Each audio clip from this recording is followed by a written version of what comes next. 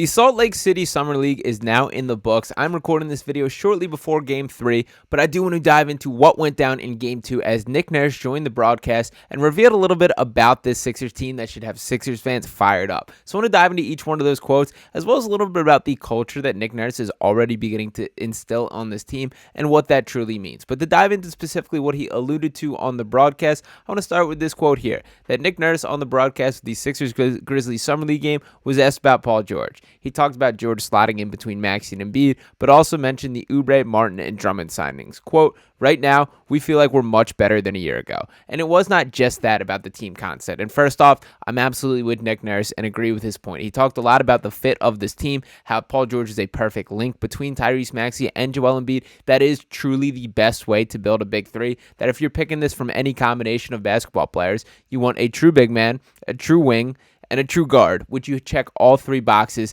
in this trio, the best trio in the NBA that the Sixers have managed to construct. And one of the guys specifically that he went into detail on was Tyrese Maxey here. Now, we know that Maxey received his payday as well, was honored in the proper way by the Sixers organization, which was an awesome moment for Tyrese Maxey. And Nurse has a little bit to say about Maxey specifically. And to get into this quote, he said, quote, I don't think Tyrese Maxey is anywhere near his ceiling. He's still figuring out all the nuances of the game. Tremendous person, such a good player, but a better person. And that is something that I think we forget in this conversation, that Tyrese Maxey is 24 years old. He's a guy who has not even reached his basketball prime yet and is ascending at a rate that we truly have not seen before. I mean, I'm seriously talking about a guy who the knock on him coming out of college was that he was not a good enough perimeter shooter. Flash forward 2 seasons in the NBA, and he's top 5 in three-point percentage across the entire league. That type of turnaround does not happen. Now, is it fair to assess that maybe he just shot a little poorly than is actually the case in college? Obviously, it was a shortened season with the COVID going on and shutting down the NCAA tournament, all these factors.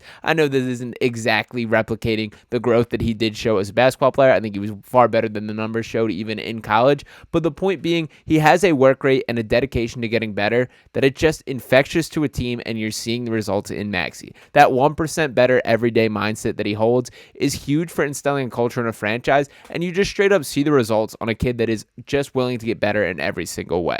And now, speaking of getting better, Nick Nurse talked a little bit about the concept of the NBA evolving and what is the best fit. It was an interesting question that was asked his way. Just talked about with the modern NBA, what direction do you see things going? There is much more positionless basketball. There's a bunch of just directions and changes to the style of the game and what direction he thinks it was heading. And I really liked Nick Nurse's answer here. So his main quote, he said, I really think the spacing and having 5 guys out there that can shoot on the perimeter to make it almost impossible to send it 2 guys was the bulk of his quote there. But to give the full quote, he says, I really think that spacing and having 5 guys out there that could shoot on the perimeter to make it almost impossible to send 2 guys. I mean, I think there's been a lot of double teaming, a lot of zone, all those kind of things. When you have so many shooters out there, it's hard to play anything, right? So it comes down to toughness, desire, making extra efforts, challenging shots, and limiting the glass. I think one of the biggest things that changed is offensive rebounding. Man, people are sending everybody to the offensive glass right now. And obviously, the Sixers know this better than anyone, as that was the primary reason in which they were sent packing by the New York Knicks, and still an issue that I would like them to address it a little better. Now, granted, they do have a guy named Andre Drummond right here who will make an impact on that with his 8.4 points per game and 9.0 rebounds per game last year, a guy who ranked in the first percentile in both offensive and defensive rebounding percentage last season, or the 100th percentile, the best of anyone in the NBA in that specific category last year. So he certainly will help, but I do think in the starting lineup, there is still some upgrades that could be used as a guy who's a monster on the rebounds would be a nice option to have. But the players that this Sixers team did add is tough to complain about. And take a look at this roster as it currently stands. There is, of course, Joel Embiid on his max contract, making $51 million. Paul George starting at $49 million on his max. Tyrese Maxey starting at $35 million on his max, which, of course, that has to do with the length of time you've been in the league and the accomplishments that you do have to set that number there. But looking beyond, Caleb Martin, Kelly Oubre, Andre Drummond, Jared McCain, who has looked pretty impressive so far in Summer League, and I cannot wait to watch more of him in Las Vegas. Eric Gordon, who was officially introduced today, Ricky Council IV, and Justin Edwards there. Not a bad start to the roster. Now, there's still moves to be made, that this roster needs to be filled out, more rotational pieces to add, but I think Nick Nurse has become a part of the attraction. And there are a number of guys who have given him credit. Kelly Oubre crediting him as the best coach that he has had. Obviously, we know some of these Raptors players, the Jeff Doughtons, the Kyle Lowrys of the world that have come to this. But Caleb Martin had an interesting quote at his presser that I did think was relevant to bring up. He said, quote, "Kyle Lowry is like one of my big brothers right now. Anywhere Kyle fits, I know I'll fit. He loves it here. He loves playing for Nick, so I think I'll fit in for sure." And that was specifically asked about Nick Nurse's system there. Eric Gordon, his entry press conference today, was asked about it and basically said how it was a no-brainer that he wanted to play for Nick Nurse and come to Philadelphia. Talked about the scheme and believes he can fit as a switchable guy who can guard big men even when he's asked, despite being just around 6'3" there, and showed him more appreciation for Nick Nurse. Now, we know the track record, that this guy has won at every single level he's gone. He won a championship at the NBA level in just his first season as a head coach with the Toronto Raptors. He's won in England. He's won over in Europe at a ton of different places in the G League. The guy has showed success at every level, and he truly does have a level of basketball intelligence that is really cool to see. From the intricate defensive systems that they do have, I mean, I don't know if this is a Nick Nurse decision, but the Sixers have played almost, through the first two games, exclusively zone defense in the Summer League, which I just straight up have never seen before from any team. So I don't know what the deal is there. I'm honestly not in favor of that one, as I would like to see these guys at least mix it up or play some man-to-man. I want to see what guys like Jared McCain can do when they have a guy that say, yo, go stop him. But the point being, innovation is going to be something that this organization leans into, and both Daryl Morey and Nick Nurse are at the forefront of those conversations. And Paul George himself was on his podcast speaking about Nick Nurse, asked about it, and he brought up the story of, we all remember the legendary Kelly Oubre moment of him calling every single ref the B word, and even their family members down to the grandma after a missed call that cost him the game. That happened against the Los Angeles Clippers. So Paul George watched that firsthand. He mentioned he thought Kelly was funny, and he loved the passion from Nick Nurse. Because you know what? The Sixers were in the right. And if they had gotten the win for that game, if that game was called properly, we may be talking about a different path to the playoffs, maybe not a meeting with the New York Knicks, and who knows what else in history would change at that point. But the point being, I love that Nick Nurse showed that passion, even without knowing any of those circumstances, that this was just a random weekday game, and Nurse was still giving the referee the business. And Paul George talked about how you can see that fire, you can see that passion in it, and I'm a big fan of that. This isn't Doc Rivers, just wandering up the sideline, barely moving around, limping, just telling him to go faster, which was his go-to on that.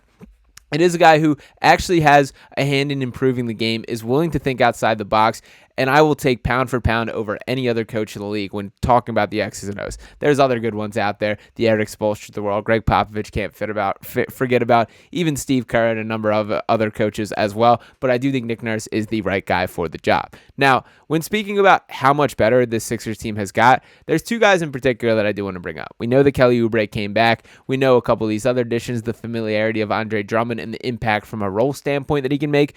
But the two difference makers for the Sixers team are pretty clear. It's Paul George, once again, who's coming off a season in which he averaged 22.6 points per game, 5.2 rebounds, 3.5 assists, shot 41.3% from beyond the three-point arc on 7.9 three-point attempts per game. Also 45.7% on corner threes, which I think he'll get more of a look there. And also, it's Caleb Martin. It's this guy himself who will play a far larger role than many people are expecting. The 28-year-old averaged 10 points, 4.4 rebounds, and 2.2 assists last year. The dude is an absolute gamer. He's going to bring some of that dog that we love here in Philadelphia and be that perfect link. That as Nick Nurse speaks about this positionless basketball, about not being capable of doubling, that is the key to unlocking the Sixers team, particularly around Joel Embiid. One of the issues and the difficulties of building around a center in the modern NBA is you just have to optimize your spacing, and the Sixers have fallen short in that category for several years. That's why it did not work with Ben Simmons, one of the reasons. That's why with Jimmy Butler, when he went through a month-long period where he just refused to shoot three-pointers, that it did not work then. That's why it was so frustrating how James Harden refused to take catch-and-shoot three-pointers, that he had to get into his dribble step back for every single long-range attempt. That's why that was harmful to the Sixers offense there.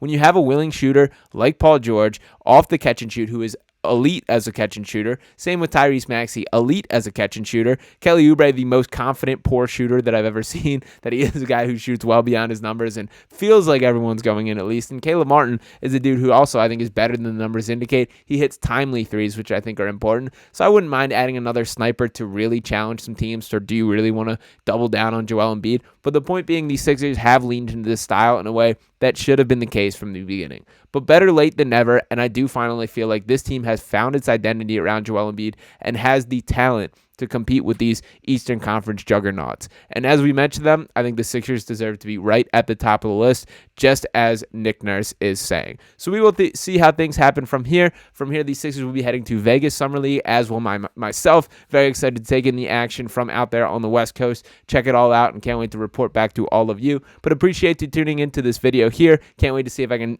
line up some interviews or see what we can make out there, everything that goes down. But regardless, the best way to stay on top of any sort of the content that we do have churning out is by smashing that subscribe button, dropping a like on this video, and any comments that you have below. I cannot wait that before we get into this little dead period before the offseason, we have more basketball to get into, so can't wait to talk about it all, and I will be doing that next time right here on Sixers Digest. Peace.